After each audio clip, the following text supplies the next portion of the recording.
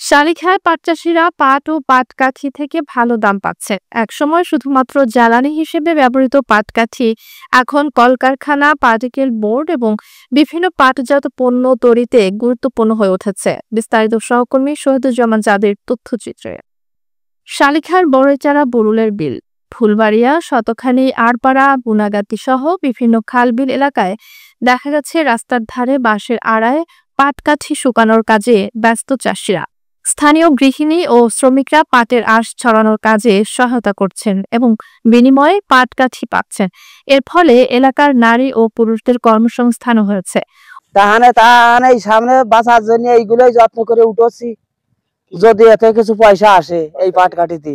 পাটকাঠির এখন যেটুক চাহিদা দেখা যাচ্ছে তাতে সেই জন্য আমরা যত্ন করে উঠেছি। 12 টাকা 15 টাকা যারা ওই যে পানের বরজ করে ওরা বাসিয়ে কিছু কিছু বেশি টাকা দিয়ে আসছে। যেরকম পাশে এরকম দাম, যেরকম হলো একটু ছোটটা 10 টাকা আটি, একটু বড়টা 20 টাকা আটি, এরকম 15 টাকা।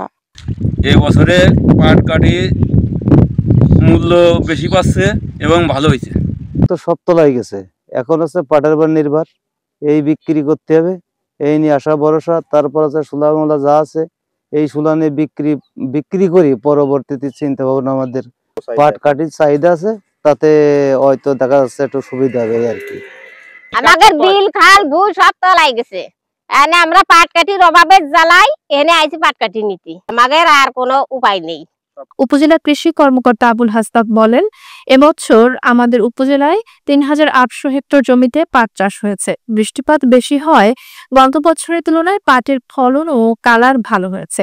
কৃষকরা এবছর পাট ও পাটকাঠির ভালো দাম পাচ্ছেন। আমাদের শালিখা উপজেলায় এবছর ৩৮০০ হেক্টর জমিতে পাটের আবাদ হয়েছে এবং বৃষ্টিপাত বেশি হওয়ায় পাটের ফলন ভালো হয়েছে। পাটের যে কালারটা এটা খুব সুন্দর এসছে এবং এবছর গত বছরের তুলনায় পাট চাষিরা দাম ভালো পাচ্ছেন। আর আপনারা জানেন যে পাটের যে পাটকাঠি দিয়ে বিভিন্ন ঘর বাড়ি তৈরি, গাছের মাচা দেওয়া এবং এর যে কয়লা পাওয়া যায় এখান থেকে, এটা থেকে কিন্তু প্রিন্টারের টোনার উৎপাদন হয়। তো এটার ব্যাপক চাহিদা আছে এবং কৃষকরা এই পাট চাষ করে এবছর লাভবান হয়েছেন, তারা বেশ খুশি। শালিখা উপজেলা কৃষি কর্মকর্তার মতে, ভালো ফলন এবং পাটকাঠির বহুমুখী ব্যবহার কৃষকদের আর্থিক সহায়তা দিচ্ছে, ফলে এবছর উপজেলার কৃষকরা ভালো দাম পাচ্ছেন।